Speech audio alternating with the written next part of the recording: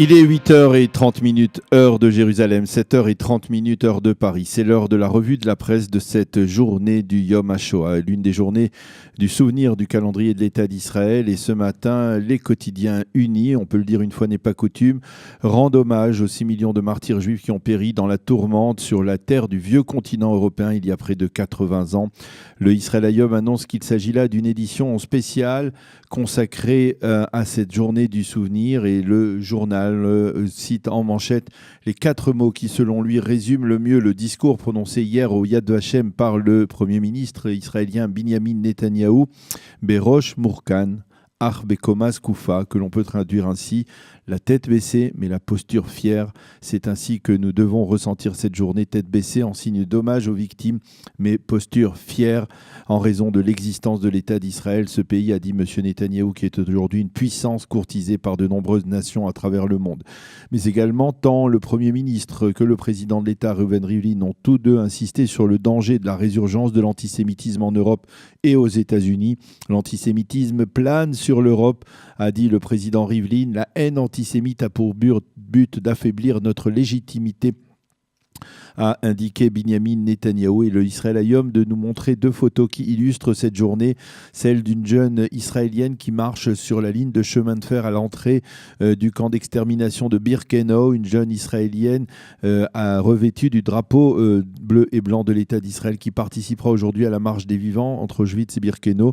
Et puis un second cliché, celui d'un soldat, un parachutiste de l'armée israélienne d'origine éthiopienne, qui fait le salut militaire hier sur la place de la révolte du ghetto de Varsovie lors de la cérémonie d'ouverture des commémorations. Quant à la une du Yediot Aharonot que nous pouvons voir sur l'image, eh bien, elle est très impressionnante puisqu'elle est consacrée aux rescapés d'Auschwitz.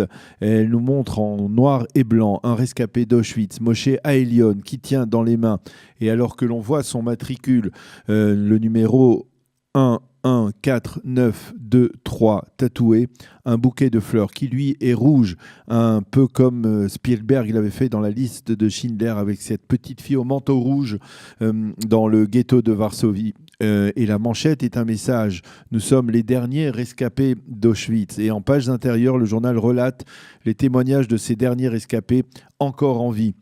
Le Haaretz, lui, mentionne en une la découverte en Israël, 75 ans après la fin de la guerre, d'un journal personnel d'une jeune fille hongroise qui a péri dans la Shoah et qui est appelée la Anne Frank hongroise. Elle a raconté les derniers mois de sa vie sous l'occupation allemande à Budapest, et le journal nous explique que ce journal, donc de cette jeune fille, a été retrouvé à Givat Raviva, et que les chercheurs israéliens ont réussi à retrouver la trace des descendants de la famille de la jeune fille, qui ont récupéré donc ce journal avec ce journal qui représente un lien particulièrement émouvant avec leur passé.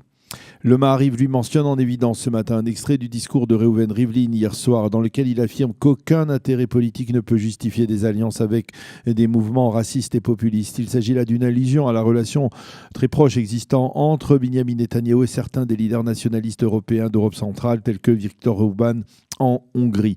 Tous les quotidiens reprennent ce matin en évidence les dernières données inquiétantes sur la résurgence de l'antisémitisme en Europe, mais aussi aux États-Unis. 13 juifs ont été assassinés en 2018 uniquement parce qu'ils étaient juifs, et les États-Unis sont passés en tête des pays où se sont produits des actes antisémites violents qui ont tué ou blessé des juifs. On a recensé aux États-Unis 100 actes violents de ce type contre 35 en France et 35 également en Allemagne. Il s'agit d'un rapport présenté hier par le Congrès juif européen et par son président Moshe Kantor. Mais revenons ce matin dans le Yediot Aharonot, qui en page 2 nous présente un éditorial conjoint du Rav Israël Meir Lolek, le plus jeune déporté du camp de Buchenwald, et de son fils, le Rav David Lau, qui est aujourd'hui le grand rabbin d'Israël. On les voit tous les deux aux côtés d'une photo du père du Rav Israël Meir Lau, le Rav Moshe Chaim Lau, Zichrono Livracha, qui fut le rabbin de Pietrokov en Pologne, une sommité rabbinique reconnue dans ce pays où vivaient avant la guerre plus de 3 millions de juifs. Le Rav Moshe Chaim Lau a péri durant la Shoah comme son épouse, et leur jeune fille n'a eu la vie sauve, leur jeune fils n'a eu la vie sauve que grâce grâce au dévouement et au courage de son frère Naftali Lau, qui lui aussi nous a quittés il y a quelques années.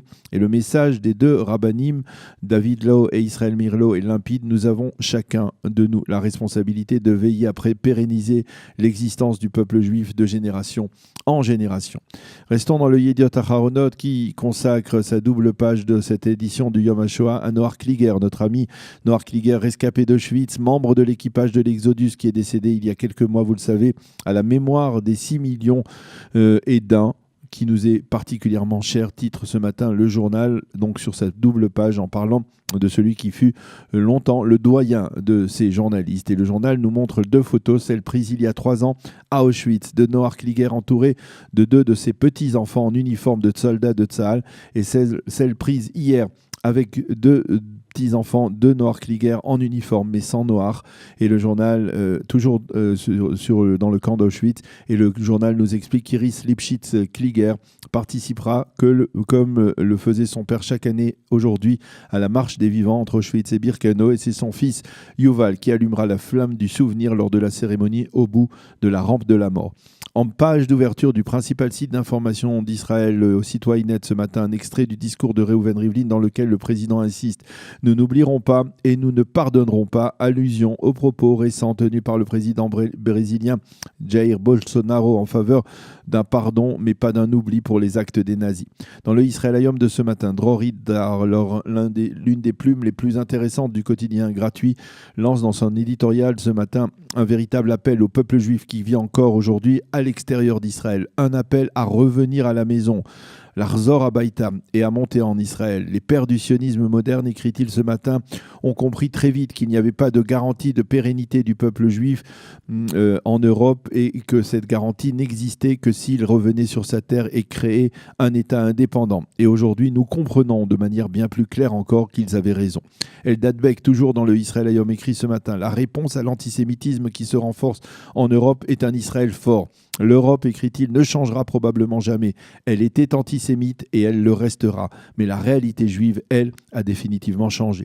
Enfin, parmi les éditoriaux que l'on peut lire dans la presse israélienne de ce matin, j'ai choisi pour vous celui de Sever Plutzker du Yediot Aharonot qui demande de mentionner en évidence en cette journée du souvenir celui de la Shoah par balle, la Shoah hors des camps de la mort qui a tué près de 3 millions de juifs, et il demande que celle-ci ne soit pas oubliée. Il faut également souligner que chaque année, la radio israélienne Kol Israël ouvre ses programmes du Yom HaShoah par une lecture de la prophétie des ossements desséchés du prophète Yecheskel.